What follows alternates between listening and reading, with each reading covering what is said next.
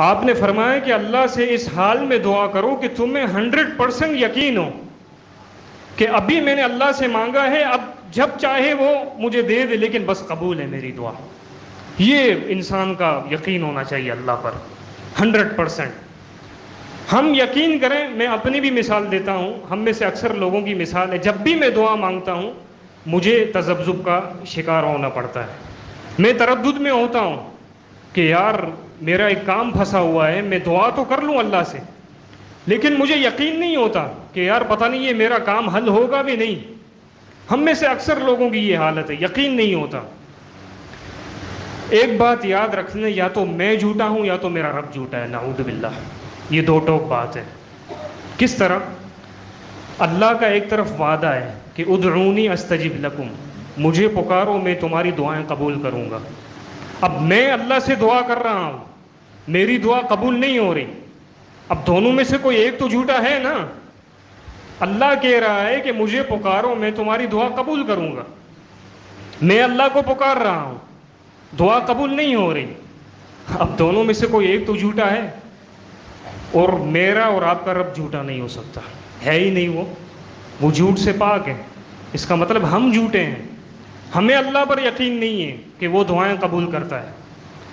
100% یقین ہونا چاہیے، ذرے برابر بھی شک نہیں، یعنی ایسے کہ بس یار میرا کام ہو گیا، اب میری بگڑی بن گئی، میری مشکل حل ہو گئی، اب جب بھی ہو وہ اللہ کے اوپر ہے، وہ میرا خیر خواہ ہے، میری حفاظت کرنے والا ہے، میرا خیر چاہنے والا ہے، وہ جب اچھا وقت آئے گا مجھے دے دے گا۔ اس یقین سے دعا بندے نہیں کرتے تو ان کی دعائیں بھی قبول نہیں ہوتی۔ ایک کتنا دلچسپ واقعہ ہے ایک صحابی رسول کا، وہ میں آپ کو سناؤں۔ عمر بن جموح، بڑی عمر کے صحابی ہیں، ایک ٹانگ سے معذور تھے، ان کے 4 بیٹے تھے، 4۔ عمر بن جموح کے بیٹے عمر بن جموح سے پہلے مسلمان ہو جاتے ہیں۔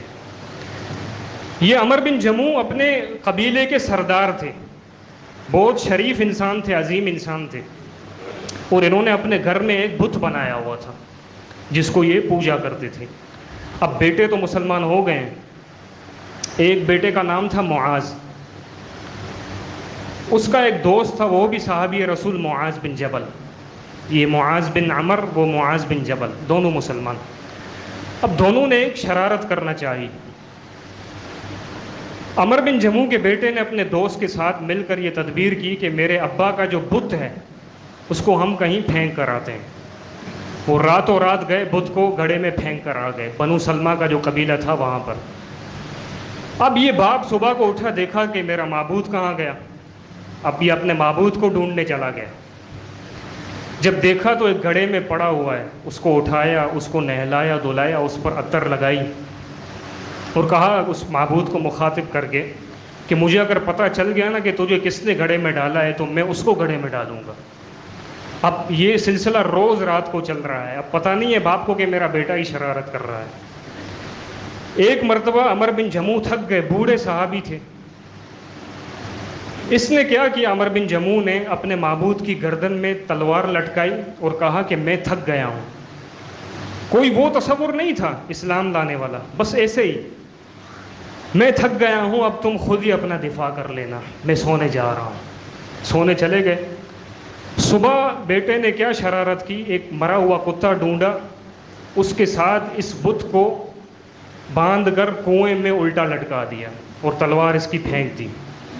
صبح پھر سے وہی روٹین کے مطابق تلاش کرنے نکلے تو دیکھا کہ ایک مرے ہوئے کتے کے ساتھ میرا معبود الٹا لٹک رہا ہے۔ اس وقت عقل ٹھکانے آئی، اور اس وقت اللہ تعالیٰ نے ان کو ہدایت دی کہ اگر تو میرا معبود ہوتا تو مجھے تو فائدہ پہنچانا بعد کی بات ہے، پہلے اپنے آپ کو تو نقصان سے بچا۔ بس اللہ تعالیٰ نے اسلام کی توفیق دے دی، اسلام کی توفیق دے دی۔ غزوہ بدر آیا، غزوہ بدر میں شرکت کرنا چاہی، بیٹوں نے اللہ کے رسول کو کہا ہمارا باپ معذور ہے ایک ٹانگ سے، اور جہاد میں اللہ تعالیٰ نے معذوروں کو رخصت دی ہے، لیس علی الاعمى حرج ولا علی الاعرج حرج، لنگڑے اور کانے پر کوئی حرج نہیں کہ وہ جہاد میں نہ جائیں، بلکہ وہ بیٹھے رہیں گھر پر۔ لہٰذا اس بنا پر غزوہ بدر میں نہیں نکل سکے، لیکن ایک جہاد کا جذبہ تھا، ایک جہاد کا جذبہ تھا. جب غزوہ احد آیا تو اب یہ باپ تیار ہو گیا. جب تیاری ہو رہی تھی غزوے کے لیے تو یہ باپ بھی تیاری کر رہا ہے. 4 بیٹے اللہ نے دیے ہیں، نوجوان ہٹے کٹے. وہ چاروں باپ کے پاس آئے اور کہا کہ ابا جان، ہم 4 آپ کے بیٹے ہیں، آپ بوڑھے ہو چکے ہیں اور معذور بھی ہیں، ہم جہاد میں جا رہے ہیں، آپ کو کیا پڑی ہے اپنے آپ کو تکلیف میں ڈالنے کے لیے نکل رہے ہیں آپ. باپ نے کہا کہ تم لوگ چاہتے ہو کہ میں جنت میں نہ جاؤں، تم تو چلے جاؤ گے جنت میں، لیکن میں نہیں جاؤں. اب یہ بیٹے اللہ کے رسول کے پاس گئے شکایت کرنے. اللہ کے رسول نے عمر بن جموع کو بلایا، سمجھایا. عمر بن جموع نے اپنی رغبت اور اپنے جذبے کا اظہار کیا. اللہ کے رسول، بھلے میں معذور ہوں لیکن میں چاہتا ہوں کہ اس معذوری میں لنگڑاتا ہوا جنت میں چلا جاؤں، شہید ہو جاؤں. اللہ کے رسول نے صحابی رسول کے جذبے کو دیکھ کر بیٹوں کو کہا کہ اب نہیں روکو اپنے باپ کو. لعل اللہ ان یرزقہ الشہادہ، شاید کہ اللہ اس کو شہادت نصیب کر دے. مارکا پیش آیا، عمر بن جموع شہید ہو گئے. آپ دیکھیں مدینہ، جب اس وقت اللہ کے رسول کے دور میں مدینہ کی جو باؤنڈری تھی، آج جتنی مسجد نبوی ہے اتنا یہ مدینہ تھا. اب مدینہ کی توسیع ہو گئی ہے. اب غزوہ احد جہاں پر ہوا تھا وہ پہلے مدینہ سے باہر شمار کیا جاتا تھا، اب وہ مدینہ کے اندر ہے. وہاں عمر بن جموع شہید ہو گئے. غزوہ احد میدان احد میں پیش آیا. اب جب ان کی لاش کو اونٹ پر لادا گیا، دفن کرنے کے لیے مدینہ کی طرف لے جایا گیا، تو اونٹ اس طرف رخ ہی نہیں کر رہا تھا مدینہ کی طرف. بہت کوششیں کی صحابہ نے، کافی ٹائم لگ گیا. اب یہ ماجرا لے کر اللہ کے رسول صلی اللہ علیہ وسلم کے پاس گئے. فرمایا کہ اللہ کے رسول، عمر بن جموع کی لاش کو ہم مدینہ کی طرف لے جا رہے ہیں لیکن اونٹ اس طرف رخ ہی نہیں کر رہا. آپ اللہ کے رسول ہیں، شاید کہ اللہ آپ کو وحی کے ذریعے بتا دے، کیونکہ اللہ کے رسول کو پتہ تو نہیں تھا کہ کیا ہو رہا ہے. لیکن اللہ کے رسول دانشور تھے، سمجھدار تھے. اللہ کے رسول نے بیٹوں کو کہا کہ اپنی ماں کے پاس جاؤ، ماں کے پاس جاؤ اور پوچھو کہ اس باپ نے کیا کیا ہے میدان جہاد کے وقت آتے وقت. بیٹے گئے ماں کے پاس. ماں سے پوچھا کہ اماں، ہم اپنے ابا کی لاش کو اونٹ پر لاد رہے ہیں لیکن اونٹ اس طرف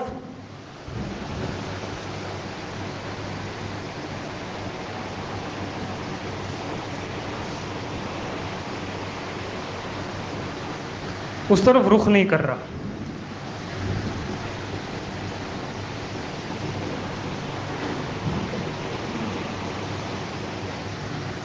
ان کی ماں نے کہا کہ جب تمہارا باپ نکل رہا تھا میدان جہاد کے لیے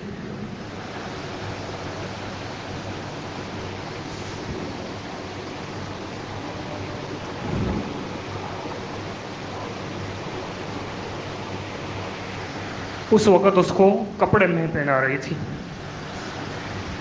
وہ جہاد کا جو سوٹ تھا میں پہنا رہی تھی اس کو. جب میں اس کو پہنا رہی تھی تو مجھے یہ خدشہ تھا کہ تمہارا باپ لنگڑا ہے، بوڑھا ہے، معذور ہے، ہو سکتا ہے کہ اس کے جذبات تو آ گئے ہیں اس کے اندر، لیکن میدان جہاد میں جا کر اس کے جذبات ٹھنڈے ہو جائیں اپنی کمزوری کو دیکھ کر. تب میں نے یہ سوچا کہ میں اس کو اباروں، جس کو دوسرے الفاظ میں کہیں گے میں اس کو تپاؤں. جب میں اس کو لباس پہنا رہی تھی تو میں نے اس کو کہا کہ عمر، تم تو بوڑھے ہو چکے ہو، معذور ہو چکے ہو، مجھے تو لگتا ہے کہ تم جہاد نہیں کر سکو گے، تمہارے تو جذبات صرف جذبات ہیں، ٹھنڈے ہو جائیں گے تم واپس آ جاؤ گے، دیکھنا تم. میں تمہارے باپ کو اس طرح رغبت دلا رہی تھی، اس کے جذبات کو بڑھا رہی تھی. تب اس وقت اس کے جذبات اور بڑھے. میں نے اس کو یہ حوصلے دیے. یہ ہوتی ہے ایک عورت جس کی حیثیت چاہے ماں کی ہو معاشرے میں، چاہے بیٹی کی ہو، چاہے بہن کی ہو، چاہے بیوی کی ہو، وہ اپنے گھر والوں کو ڈراتے نہیں ہیں، حوصلے بلند کرتے ہیں. یہ ہمارے معاشرے کا ایک المیہ ہے. اپنے بچوں کو چھوٹی چھوٹی چیزوں میں ڈرائیں گے تو بڑے کام کہاں سے کریں گے وہ. میں نے اس طرح تمہارے باپ کو ابارا.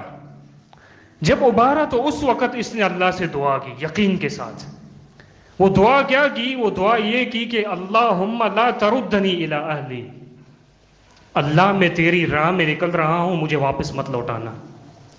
یہ عمر بن جموع نے یقین کے ساتھ اللہ سے دعا کی کہ اونٹ اس طرف رخ ہی نہیں کر رہا تھا، لاش تو لاش، اس کا اونٹ بھی اس طرف نہیں آیا. بیٹوں نے جا کر اللہ کے رسول کو خبر دی تو اللہ کے رسول نے کہا کہ اس کو وہیں پر دفن کر دو، یہ واپس نہیں آ سکتا مدینہ میں. عمر بن جموع کو وہیں پر دفن کر دیا گیا. ان کی دعا کی قبولیت تھی یہ. ہماری دعائیں قبول کیوں نہیں ہوتی؟ ہم یقین نہیں ہے ہمیں، ہم اللہ سے مانگتے ہیں، ہمیں بھروسہ نہیں ہوتا اس کی ذات پر، چاہے چھوٹا معاملہ ہو چاہے بڑا معاملہ ہو. یہ ایک سبب ہے کہ یقین نہیں ہوتا ہمیں. اس ویڈیو کو زیادہ سے زیادہ شیئر کیجیے اور ہمارے چینل سبحانی مسجد لیاری کو سبسکرائب کیجیے اور صدقہ جاریہ کے مستحق بنیے. جزاکم اللہ خیرا کثیرا فی الدنیا والآخرہ.